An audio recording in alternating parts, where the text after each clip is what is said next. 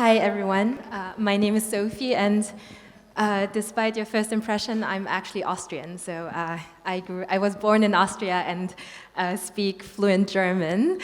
My roots are in China and Cambodia, so I'm half Chinese, half Cambodian, but I was already born in Austria. And I am the CEO and founder of a company called Qunomedical. And so when I started this company 3 years ago, I was very excited because the reason why I started Qunomedical was that I thought the quality of healthcare and quality of healthcare outcome should not depend on where you live or how much money you have, right? Like healthcare should be accessible. It's a human right. It should be accessible to everyone in this world.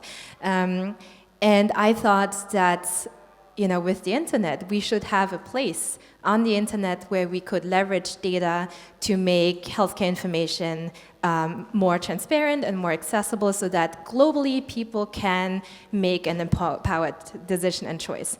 So I went to speak to investors and I was like, I have this great idea. I want to build this global healthcare platform for everyone in this world where people can choose any doctor they want and we're gonna have all the information out there.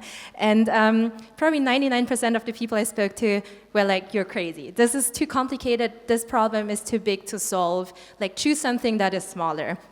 And in addition, who would use a platform like this?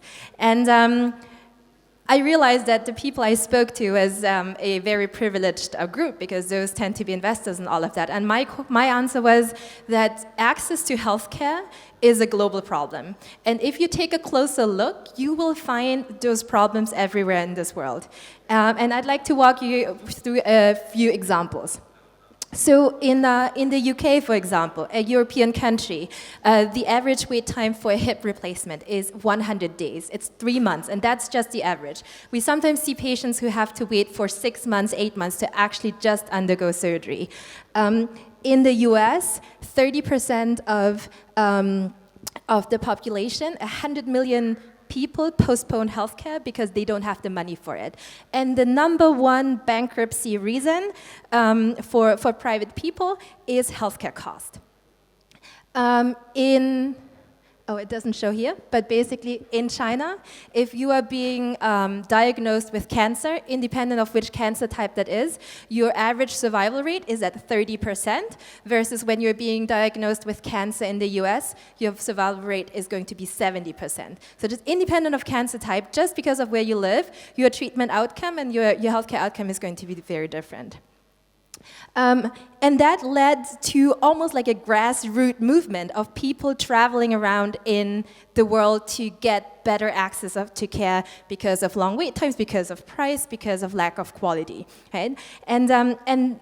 But there wasn't really a good product out there that would serve that market because it's just so highly complex. And that's where Qunomedical comes in. This is what we want to serve. We want to be the leading platform that helps people actually get on the healthcare journey and make it safer, more transparent, and at a higher quality. Oh no, what happened? Let's see. That's fine. If not, I can just do freestyle. Is the next slide available? Okay, perfect. Yeah, I can show this. So I started 3 years ago, and we were global from day one. We didn't say we're just going to launch in the UK or in Germany.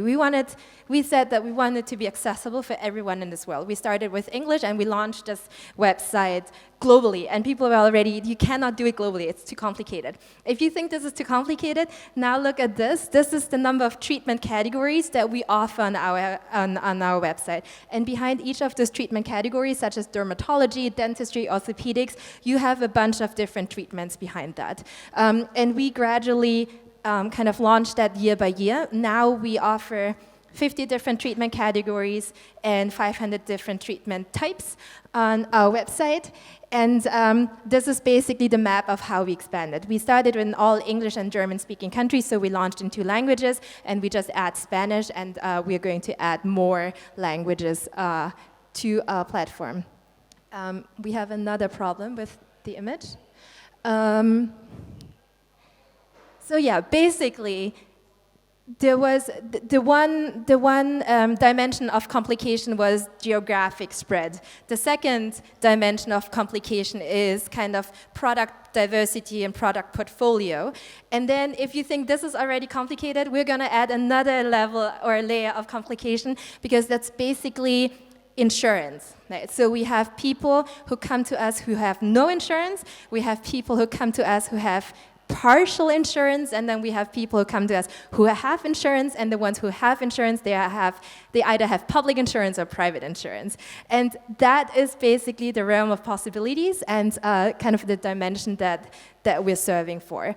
In the end, though, we want the patient to be happy. We want to provide a new patient experience. When we all think about what it means to go to a doctor, nobody feels happy, right? It's tedious, it's very anxious. We hate going to the doctor. But it shouldn't be like that, because we should love going to the doctor, because it will make us feel better. It will make us, more healthy again. We should be excited that we have access to high quality medical care. But it's not like this, because the healthcare experience is super, super shitty. No, it's not working. Anyhow, so what I wanted to show you was, do you know Net Promoter Score? So NPS, right? So when you do online shopping, you afterwards get an email that says, would you recommend this product to your family and friends? And then you click 1 to 10, and 10 is super high yes, and 0 is no, I hate your product, basically. And this is what's being measured. The scale goes from -100 to +100. If you get a Net Promoter Score in the negatives, that means everyone hates your product. Those are the health insurances, those are the cable companies, those are the tobacco companies. If you're in the mid-range, like 40 to 60 points, this is where Google is, this is where Netflix is, this is where Facebook is, and Microsoft. And then you have the ones who are like 70, 80 points. This is where Amazon is. Tesla, for example, is at 94. We have a Net Promoter Score in 85. This is the highest Net Promoter Score we've seen for digital healthcare brand, and this is the approach that we've been following. We apply consumerism and rules of customer service from the consumer industry into the healthcare industry. Because in the end, we do believe that every patient in this world deserves easy access to healthcare, and it shouldn't feel hard, it shouldn't be complicated, it shouldn't feel anxious, and it shouldn't be tedious. So basically, this is what we've been doing at Qunomedical for the past 3 years. We have patients from over 50 different countries who have used our service and got access to medical care. Our doctors and hospitals are in over 30 different countries. And as mentioned, we offer hundreds of different treatments through our platform. That was it. Thanks for your attention. Take one question. So, Sophie will take one question. Anybody? Okay, Takashi. Oh, yeah, there we go. Thank you. Interesting presentation. What has been your happiest case study so far? Yeah, I mean, we get a lot of happy case studies every day, and I brought one with me. Unfortunately, I couldn't show it, but it was a handwritten letter, and it was one of our first patients. So when we started off, nobody would trust us, right? Like, we had this platform that helps you get to a doctor, like, what are you doing, basically?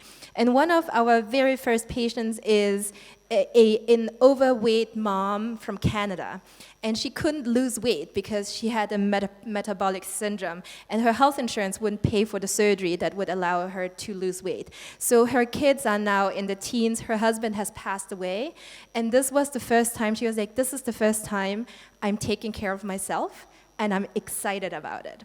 And that really touched my heart, because as I said, you need to be excited to access healthcare and to get better. And so she went from Canada to Mexico because the surgery would cost $15,000 in Canada.